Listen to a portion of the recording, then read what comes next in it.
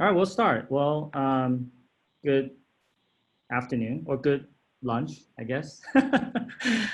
Welcome to another episode of Ask Me Anything, Innovate Pasadena, Ask Me Anything. And I think today's topic that the team has picked is surviving the financial downturn. So I'm assuming that this is coming from the perspective of a small business owner or or or startup entrepreneur, right? But if you have questions in regards to like on the personal side and things like that, feel free to ask it too.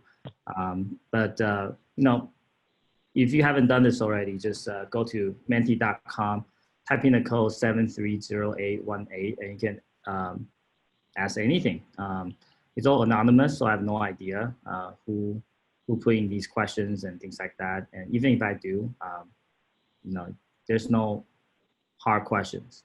Feel free to ask any questions. If I don't know the answer, I'll just say I don't know. But if I'm going to answer it mostly from the entrepreneur and small business owner perspective. But if you want the answer from the other perspective, feel free to put it into the question, and we'll ask again. All right, so I'll just do a quick plug about Innovate Pasadena and about myself. So, in the meantime, feel free to put in any questions you have about anything. So very quick, Innovate Pasadena is a nonprofit organization that organizes events and also activities such as this one, virtual AMA, that try to foster a closer collaboration between technology, art, and different disciplines in the Pasadena area, greater Pasadena area. So as you guys know, Pasadena sits in the intersection of art and science with renowned institutions like Caltech, right, Art Center, and things like that. So it is a pretty cool place. I think it's just not as known as Silicon Valley in regards to innovation. So I think it is one of our goals to really foster that collaboration, sense of community, and also the brand, the Pasadena brand. Okay. Now, I myself, I'm the co-founder and CEO of Spokeo. Spokeo is one of the leading people search engines. We organize about 14, 15 billion records into about 600 million profiles, so that 15 million unique visitors a month can search, connect, and know who they're dealing with on a day-to-day basis. So we have about 170, 180 people, all based in Pasadena, and we do about 70 million a year. So we started in 2006. So I think I know a thing or two about economic downturns, because if you recall, 2008, we had a major one, right? So at the end of the day, there's a lot of twists and turns. The way I see it is every time there's a downturn, every time there's a challenge, I see it as an opportunity, right? I see downturn, challenge, or whatever obstacle as an opportunity to learn, not an opportunity to fail. I mean, it's half glass empty, half full, just like this one, It's the way how you see it, right? So I think with this kind of mindset, at the end of the day, it's about how can you find solutions, right, to solve a problem, as opposed to, hey, knowing the answers. Because at the end of the day, the questions always change. And if you know how to solve the problem, you can always survive. So I think that's the key theme, and I think the key answer I have for this particular question. Questions from the audience, or someone just want to speak up? How do you manage hiring or new projects during this time when you're not sure about your finances? So first of all, that's a very, very good question. I think if your finances has been significantly impacted, then I think you need to wait and hope, right? So first thing first, when you see a challenge, my biggest advice, and it's always true, is don't act right away. always get a good night's sleep, and tomorrow, do it tomorrow. Okay. When you have a, let's say uh, your conversions drop by like 30% in one day. Okay. Making a decision right here, right then, versus tomorrow morning, which is about 12-hour difference, it's not going to change the big picture, right? So, but then what happens is that one night's sleep cleans your mind and makes sure that you're not making impulsive decisions. So I think that's one big advice that always holds true, in my opinion. So do not make a decision, big decisions, right here, right then. Okay. Make sure you have a good night's sleep. And then tomorrow, when you wake up, think about what you're going to do next.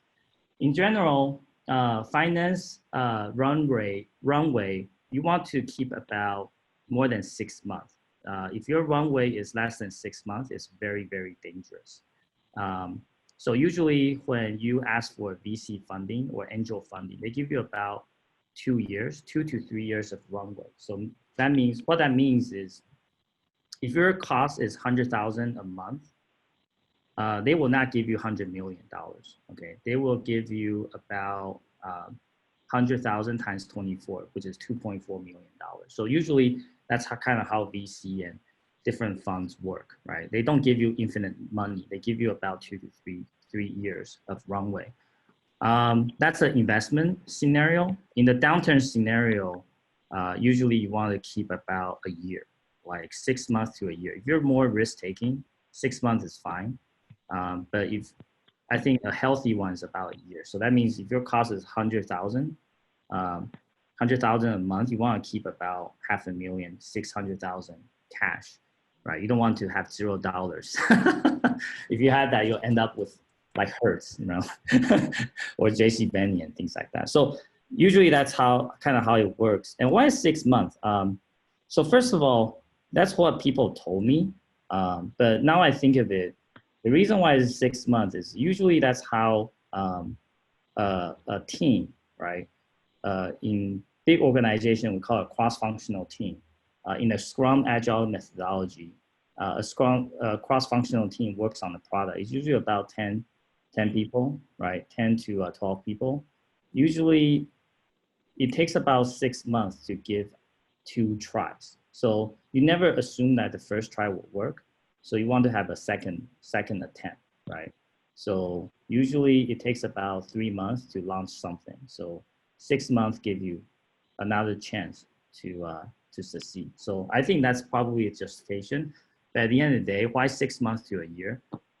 That's just basically what people have been telling me and what I've heard over time.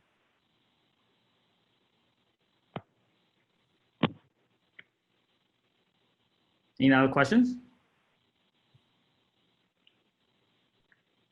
It's a pretty easy audience.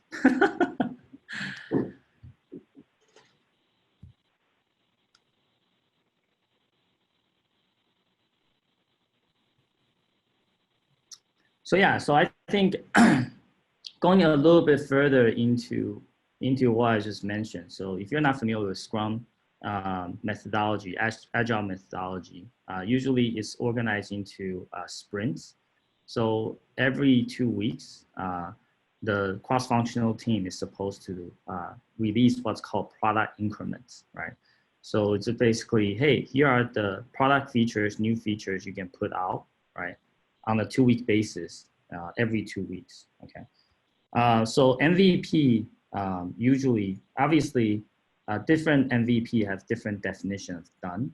So obviously, if you have a huge MVP, it'll take longer, right? And then typically speaking, I think MVP should take about 3 to 6 months to get out. So when you're in a tough situation, right, then you don't want to wait for 6 months. You want to do it in 3 months. And usually in a smaller organization, it's more agile. So I think 3 months makes sense. So in other words, 3 months is about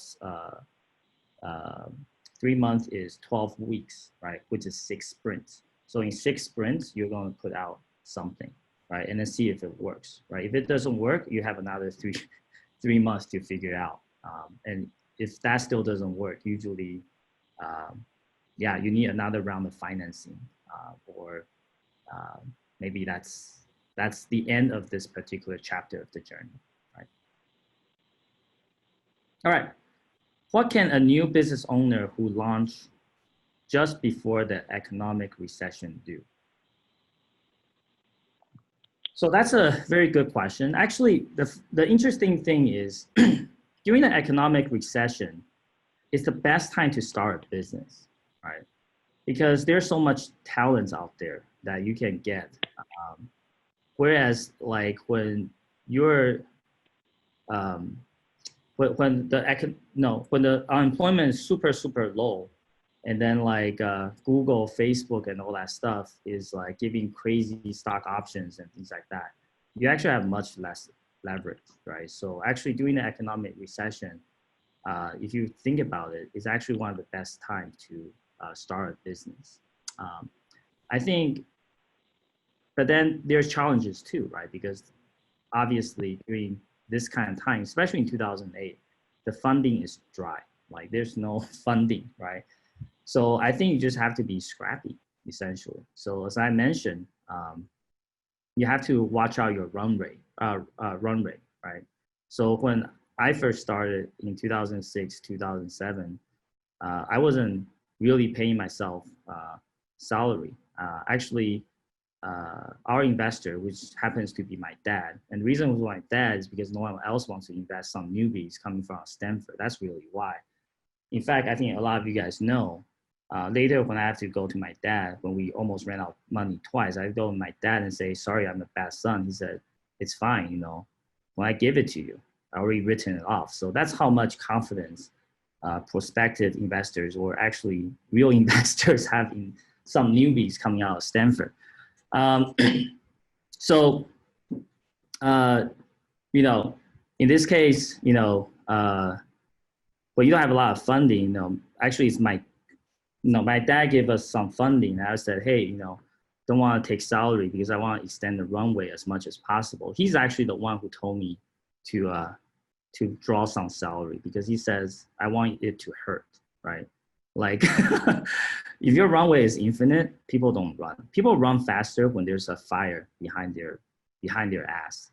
For excuse my French here. So that's basically what it is. So actually, it's my dad who told me to draw the salary, and even then, I think my salary at that time was like $30,000. So our runway is really low. So when the funding is not there, you just have to be scrappy, right? Like if you're drawing something like 100K salaries with 5 people, 500,000, yeah, that runway is a lot smaller when you're drawing like $30,000, $40,000 a year. 5 people is like, it's like, right, it's a lot less, right? So I think you just gotta be very scrappy. And also another thing in regards to strategy, I think it's a great time to start in the recession because I can go into this for hours, but bigger organizations move slower. That's just the way it is. Um, and I have some theories why that's the case. But in general, big organizations move a lot slower. So when you're small, you can change your strategy and directions really fast, right? So I think when there's a lot of economic uncertainty, market uncertainty, it's a great chance for nimble players to survive and thrive. So that's another reason why I think economic recessions in many ways is a great time to start a business. So let me give an example. When we first started, we're a social network aggregator. We got into some newspapers and things like that, but we realized that we couldn't really monetize the service. It turns out that people don't want to pay or click on ads to to a service that aggregates their own content. So we have to pivot, right? So around 2008, we changed and evolved into using the same technology and help people search for other people's social media content. It's the same technology, but just kind of flip it around. And that's when we find the product market fit. And yeah, and And I think one of the reasons why we can change so fast, right? We make this change, I remember in like 6 months, it's because there's not a lot of stakeholders to align. I mean, there's only like 4 or 5 of us, and all of us are roommates and staring at each other for years. So it, it doesn't need to like have all these alignments and all these processes that we have to go through. So we were able to really shift really fast, and we are actually the first player, right, that introduced the social media content into the people search space. And that's kind of how we find the foothold. And that happened in 2008, right? So what can a small business owner do, right, during recession? I have to say there's a lot of things you can do. And actually, it's a great time to start a business.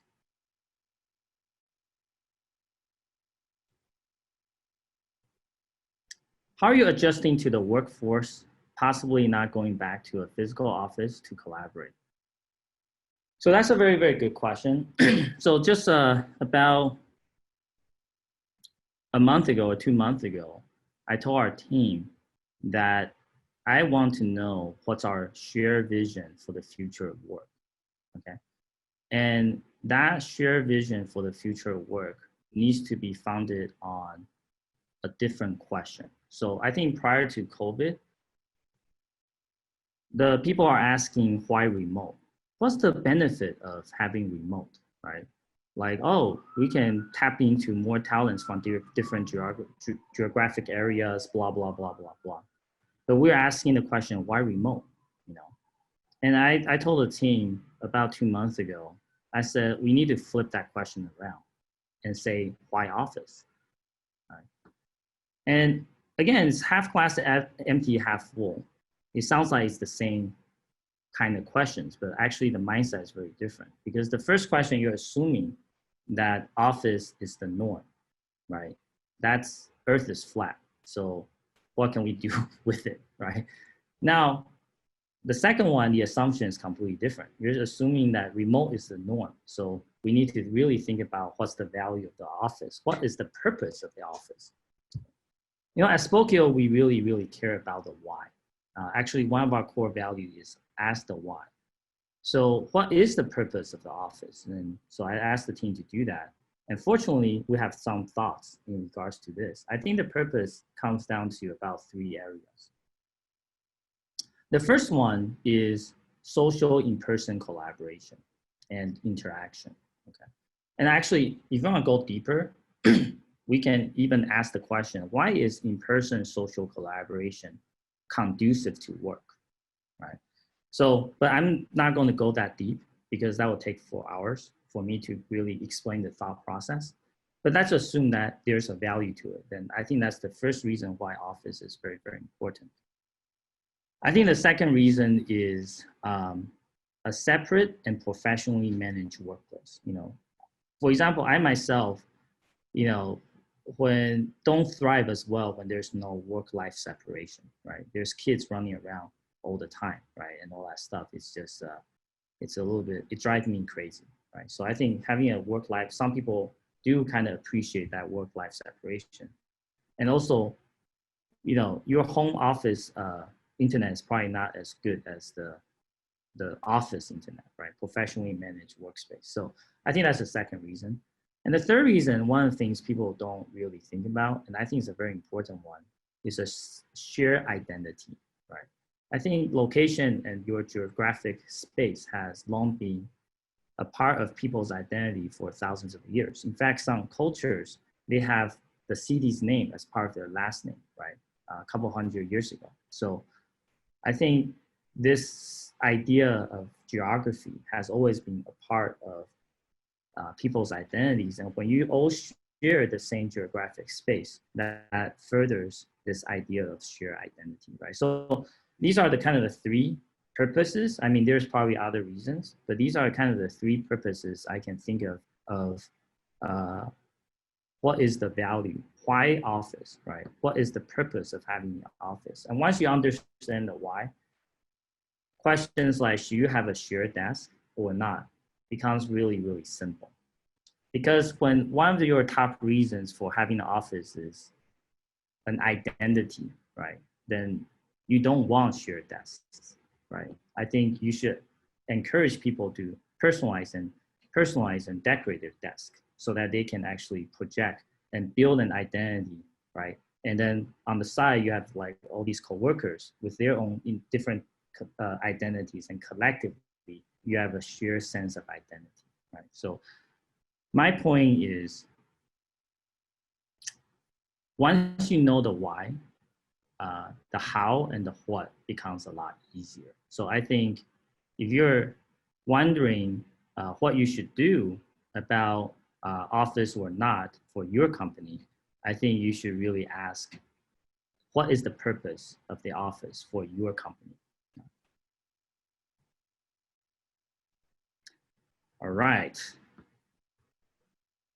What are some of the warning signs that entrepreneurs should watch out as they try to grow during the recession?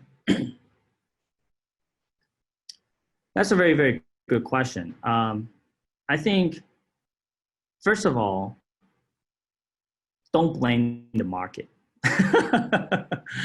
So this is a lot of times I hear like, oh, entrepreneurs said, oh, it didn't work out because the market is really bad. Don't blame the market. When you're small, the market is so much bigger. You're like 0.0001%. Like, the market is so much bigger than your company. So the market forces and changes is not the main reason why you didn't work out, right? So for example, our space, our number one competitor in our space does like 300 million. We're not there yet. Don't blame the market, right? Like if you're $300 million and you say, oh, it didn't work out because there is a recession or macroeconomic factors, then fine, I can see that argument. But when you're not 300 million, you're not number one, you don't have like 70, 60, 70% of the market share. Don't blame the macroeconomics factors. It's something else. So if it's not macroeconomics, signs and things like that, those are not the main factors. What are they? I think the warning signs will be, one, first of all, the easy ones will be, what's my cash level, obviously, right? Am I going to run out of cash in like 6 months, right? So that's the easy one. I think the next one is, are we executing fast enough, right? Even if you have a lot of cash, if it takes you like a year to put out an MVP, you're not going to survive. I'll just be very honest with you, right? The market changed so fast, you have to change accordingly. So I think this is a very hard question that I can go into how you do it. But at the end of the day, you need to have a very objective assessment about how fast your teams are moving, right? Are they performing, right? Because if you're not fast, right? If it takes like 2 times, 3 times longer to execute than your competitors, it really doesn't matter how much cash you have. You're probably not going to work, right? Whether it's during recession or not. So I think execution, the speed of execution, the ability to execute is very, very key. So I think if you see that the speed is lower and things like that, that's a warning sign, in my opinion, right? Another one would be like product market fit, right? So you can take a look at your churn rates, right? Your retention rate, has that changed, right? Again, like generally speaking, at least in consumer services, when you have a lot of users, generally speaking, these things should not, the recession or not, should not actually affect your retention rate. But I can see in some cases, for example, your B2B and things like that, I think I can see in those cases, right, macroeconomics can really affect, like, for example, you have one big client and you lost that client due to a macroeconomic factors. I can see that happening. So I would say just look at the retention rate, right? Look at your conversion rate, your top of the funnel, right? Top of the funnel in a traditional marketing terminology right? From the very, very top is awareness, consideration, evaluation, and then at some point it's conversion, right? So what's your top of the funnel? Do you have a lot of leads, right? Is that leads like narrowing down and things like that? So look at the health of the funnel, right? Look at the health of the pipeline. And if there is some significant change, those can be the warning signs as well. All right, I think we have time for one more question.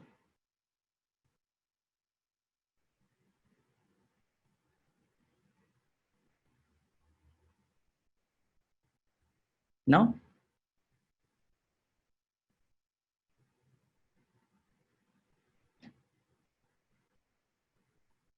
Great. I think if there's no more questions, we can, I just want to say thank you for everyone kind of joining here. If you have other questions, feel free to just email me at harrison@spokeo.com or kind of LinkedIn message me and other things as well. I think, this is a very interesting topic. And at the end of the day, I just want to end that different companies have different problems and different situations. At the end of the day, there's no perfect solution because solution depends on the context of the problem, right? So if you have specific questions for me, feel free to reach out to me so that I can understand the context and actually find the appropriate or suggest or recommend a appropriate solution for that. The only thing that's always holds true in any kind of situation is the attitude, right?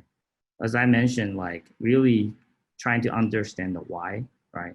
And focus on the why and how instead of the what. I mean, we all know this old anecdote and a story that, right? I think it's a fisherman giving the one son a basket of fish. The other one is like you give a fish stick, right? Teaching them how to fish. I mean, we all know how that story ends up with, right? And ends up. So at the end of the day, the only thing that always holds true, recession or not, is how, right? How do you find those answers? Not necessarily the answer themselves. So I just kind of want to end with that little stories that I think all of us have heard of. Thank you. Thanks a lot.